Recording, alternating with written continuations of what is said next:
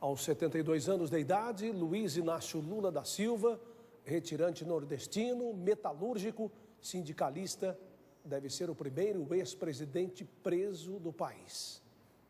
Lula nasceu em 1945 no interior de Pernambuco e começou sua trajetória política no ABC paulista. Líder sindical aos 23 anos, se tornou o principal responsável pelas greves gerais no fim da década de 70, em plena ditadura militar. A principal paralisação chegou a reunir 180 mil trabalhadores. Foram 45 dias de greve e o governo militar enquadrou Lula na Lei de Segurança Nacional por desobediência civil. Preso em 19 de abril de 1980, Lula passou 31 dias na cadeia e depois foi liberado. À época, recebeu condenação de 3 anos e 6 meses de prisão, mas depois foi absolvido pela Justiça Militar.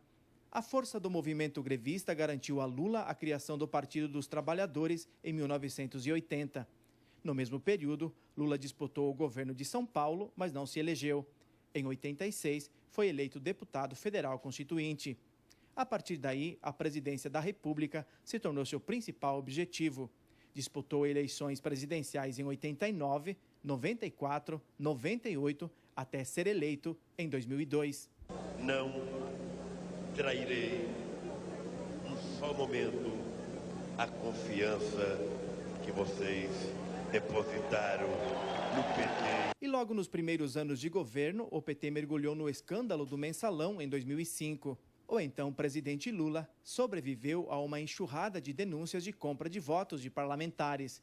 Reeleito em 2006, ele comandou o país até 2010 e deixou o cargo com 80% de aprovação. É uma grande liderança do nosso Brasil, do nosso povo, da América Latina, com repercussão internacional. A investigação contra Lula teve origem na compra de uma cota de um imóvel no Guarujá, litoral paulista, em 2005. Mais tarde, sob o comando da empreiteira OAS, o apartamento veio a ser chamado de triplex.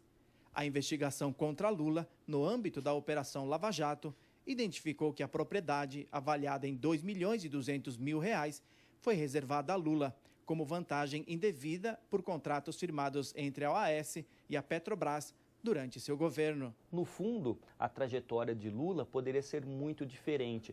E aí há uma diferença entre o PT das lutas sociais e o PT que chegou ao poder e fez de tudo, muitas vezes pela via da corrupção, infelizmente, para permanecer no poder, se perpetuando num projeto aí não para o país, mas para o partido, o que acaba solapando as instituições da democracia e os princípios republicanos. Na primeira instância, o ex-presidente Lula foi condenado a 9 anos e 12 meses de prisão pelo juiz Sérgio Moro. A defesa recorreu ao Tribunal Regional Federal da 4ª Região, a segunda instância da Justiça, que fica em Porto Alegre. E lá, os desembargadores elevaram a pena a 12 anos e 1 mês de detenção em regime fechado pelos crimes de corrupção passiva e lavagem de dinheiro. A partir daí, a defesa buscou instâncias superiores da Justiça na tentativa de garantir a liberdade do ex-presidente. Pelo esse fato de ser um ex-presidente e estar envolvendo um possível candidato às eleições de 2018, isso realmente fez com que a própria Justiça desse um andamento um pouco mais célere a esse julgamento. O habeas corpus impetrado pela defesa para evitar a prisão de Lula foi negado pela Suprema Corte.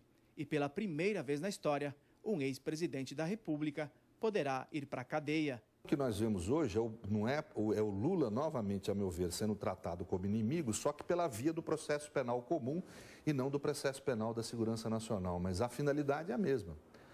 O modo é que muda, a forma é mais aperfeiçoada de autoritarismo. A defesa do ex-presidente sempre negou todas as acusações e diz que Lula é alvo de perseguição política. Este advogado, especialista em direito constitucional, afirma que o julgamento é jurídico. Ainda que se permeie por uma questão toda política envolvendo um possível candidato à presidência e um ex-presidente, entendo eu que o julgamento se pautou por fundamentos totalmente jurídicos. Já o professor de direito constitucional considera o julgamento político. A meu ver, eu não tenho dúvida que foi um julgamento político. Foi um processo que teve a aparência de cumprimento das normas constitucionais democráticas e do processo penal, mas no conteúdo não houve isso. Mesmo sendo preso, Lula não deve desaparecer do cenário político. A figura política do Lula não acaba. Mas a figura política do Lula, independente da prisão ou não, é alguém que hoje já não tem mais as condições de simbolizar a conquista do poder como anteriormente simbolizou.